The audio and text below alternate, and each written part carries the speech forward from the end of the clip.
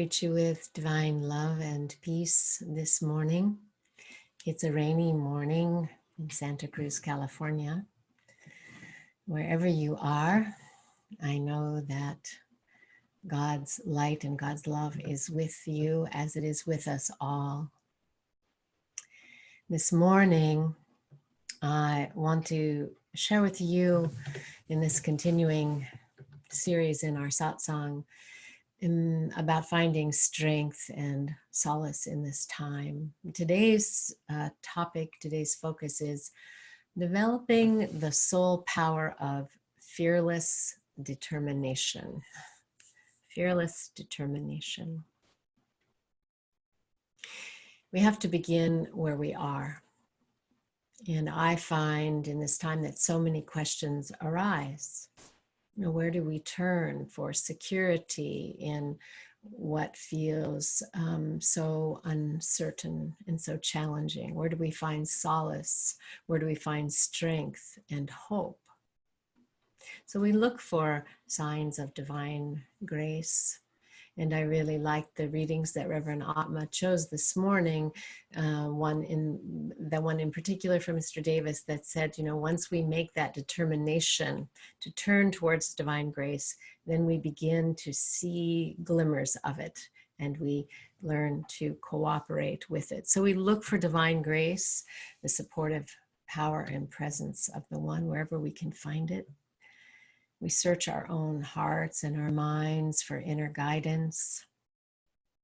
We open ourselves to the infinite with our prayers and our meditations. We look for that which is unmoving, unchanging, absolute reality beyond thought, beyond conditions, beyond circumstances, so that we can regularly experience peace. We can realize that boundless, infinite reality that endures, that is our support during times of change. But today I want to continue to focus on one of the most powerful things we can do, and that is to cultivate the divine resources that are actually within us, that are not far from us, they are within us.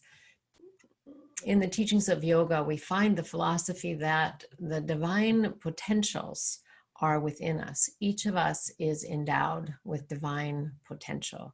As a wave carries the qualities of the ocean, so each and every one of us, as individualized expressions of that one reality, commonly called God, is imbued with divine powers and potentials.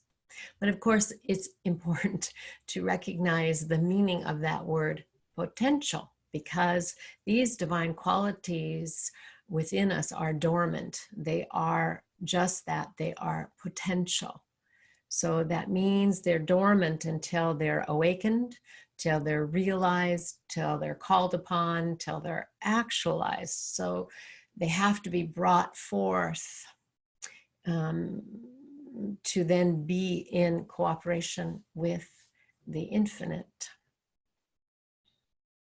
So we have within us, of course, both these higher potentials, these divine potentials, and also what is known as, and we can recognize as, lower drives and tendencies.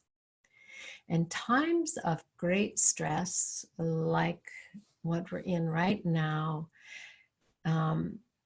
has the potential to bring forth either our worst or our best. Without determination, without spiritual awakening, and our tendency is then to default to the lower drives. Without spiritual determination and awakening, our default is to express those lower drives and tendencies, you know, that are motivated by fear, by anger, by greed, selfishness, sloth, pettiness, arrogance, lack of virtue, and, you know, on it goes. And, you know, I'm pretty sure that, you know, along with me, you've seen this played out on the screen of time and space every day, in our own minds, in our own behavior, in our own homes, and on the big screen, the world screen, our televisions and computers. This daily battle between the lower drives and tendencies and the divine potentials within us is the setting of the timeless scripture, the Bhagavad Gita. So that question that it poses is, okay, which is it going to be? What's going to win out? The lower egocentric drives or the higher divine potentials of the divine self, capital S, self? And what decides? What's the determinant of which is going to win? Well, you've probably heard that famous Native American fable, the elder teaching the young brave that we each have, two wolves that are fighting inside of us, on one side and on the other, ever at war with one another. One is the lower drives, the ego-based. It's full of selfishness and fear and anger and greed. And then on the other side is the wolf that is motivated by spiritual awareness, by love, by kindness, by generosity. And when the young brave asked the elder, well, which wolf is going to win this battle? The elder says, the one that you feed. So it is concerning the divine potentials within us. They're there, but we have to feed those divine potentials. We have to nurture them, strengthen them, and call them forth. So that is the background for the soul power of the day, which is determination. Insight into the teachings in the Bhagavad Gita that were offered by Paramahansa Yogananda and his teachers, the teachers in our lineage before him, is that the warriors on this battlefield of life represent these different inner qualities. The battle is between the lower drives and the higher divine potentials. And he correlated them with the positive and negative poles of the chakra centers. There are these subtle centers of soul consciousness within us. Now, the main character, the hero, Arjuna, the archer, the warrior, represents the power, the soul power of determination. And it is associated, the soul power is associated with the third chakra, the one that's right there at the solar plexus. And it is connected with the element of fire in the subtle body. And this determination that Arjuna represents and this center highlights within us is the strength of willpower that becomes willingness. This determination is the strength of willpower that becomes willingness.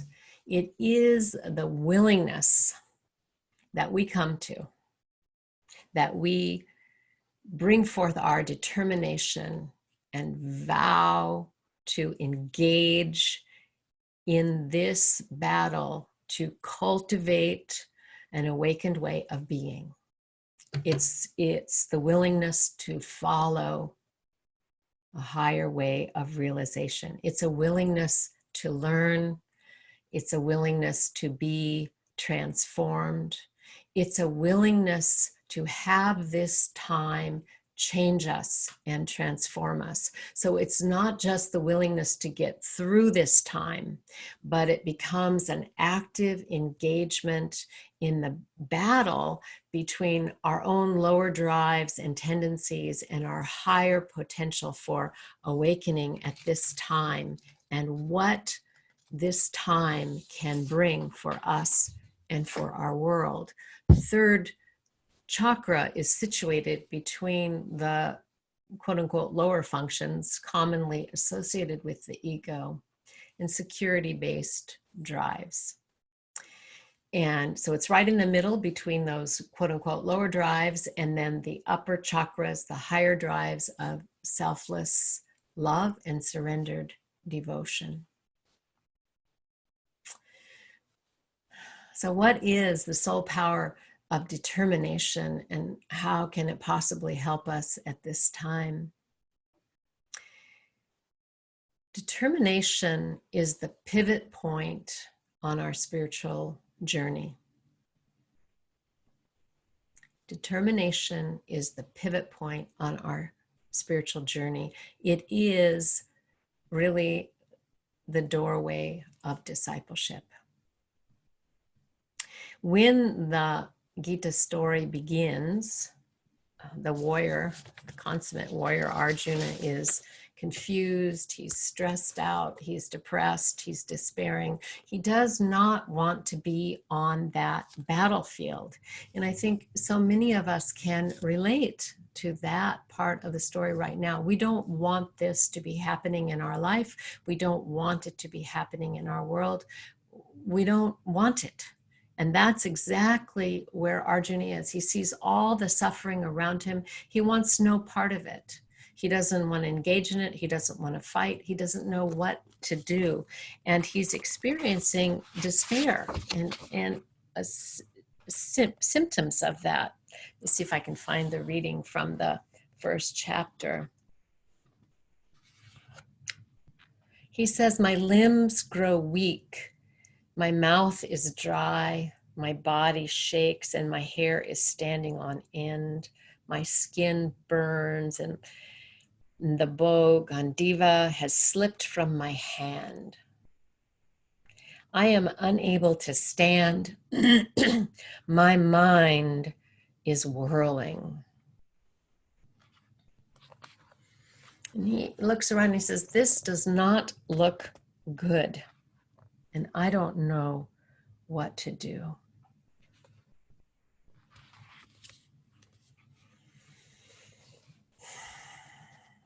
And following that declaration of how he feels, how he sees what's going on, what he's up against. He then makes a turn. He makes a powerful turn that is a turn of determination that opens the door for his transformation and ultimate victory. And what is that determination? That determination is his determination to learn. At that point, he says, "I don't know what to do. Teach me. Let me be your disciple." So I believe it's a turn we all have to make at this moment, in a stronger, deeper way, to turn and say, "Lord, guide me. Let me learn at this time. Let me be a disciple, a learner on this path, in this moment, in this powerful moment. Let me be transformed." Many of us are sitting in our own homes, doing what we can to contribute and to follow the protocols to help keep ourselves and others safe, to shelter in the storm. Others are in much more difficult situations, and we're aware of that. People who are ill, have family members who are ill, people on the margins of life. And there are countless others who are on the front lines. And they are the bodhisattvas among us, daily demonstrating the higher potentials of humanity in the midst of this battle. The healthcare workers, food delivery people, all those in so many walks of life, doing what they can to ensure that others are cared for. When we come to that juncture and we call upon our soul power of determination, we vow that we are determined to wake up now, to be transformed right where we are, wherever we are. And when we do that, the divine power that is within us rises up to support that vow. It's like saying to the divine infinite power, well, it is saying to the divine infinite power of love and transformation, rise up, take charge, show me. I am determined to learn and to be awake, to be an instrument of healing and blessing at this time.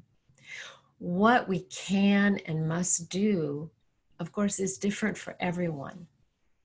But I want to say that there is no doubt that everyone's selfless actions, everyone's gifts, everyone's prayers, and everyone's love is needed. Everyone's divine potential is needed at this time. And so let us call upon and cultivate our own determination to bring forth those divine qualities, because there is no doubt that global transformation is needed, and we are all a part of that. We are all essential to it. When we are determined to live as an enlightened being right now, not later, but as a bodhisattva, one who is committed to removing suffering and sorrow, even though it is completely impossible to do that, then it begins to be revealed to us what we can do right where we are. Whatever we can do is revealed to us. With the sole power of determination, then we do what's right in front of us. We do what we know we should do. I thought I would share with you, I'm reading from Eknath Ishwaran's translation of Bhagavad Gita, about these two wolves, about these two paths, the choices that we have to make at this time, the way in which we must bring up our soul power of determination to choose those divine potentials, to choose to express them. This is from chapter 16 of the Bhagavad Gita, which he has entitled Two Paths. The Lord Krishna begins by saying, "Be fearless and pure. Never waver in your determination or your dedication to the spiritual life. Be fearless and pure. Never waver in your determination or your dedication to the spiritual life. Give freely. Be self-controlled, sincere, truthful, loving, and full of the desire to serve. Realize the truth of the scriptures. Learn to be detached and take joy in renunciation. Do not get angry or harm any living creature, but be compassionate and gentle. Show goodwill to all. Cultivate vigor, patience, will, purity.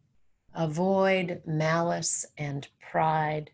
Then, Arjuna, you will achieve your divine destiny." Other qualities, Arjuna, this is the other wolf, make a person more and more inhuman. Hypocrisy, arrogance, conceit, anger, cruelty, ignorance.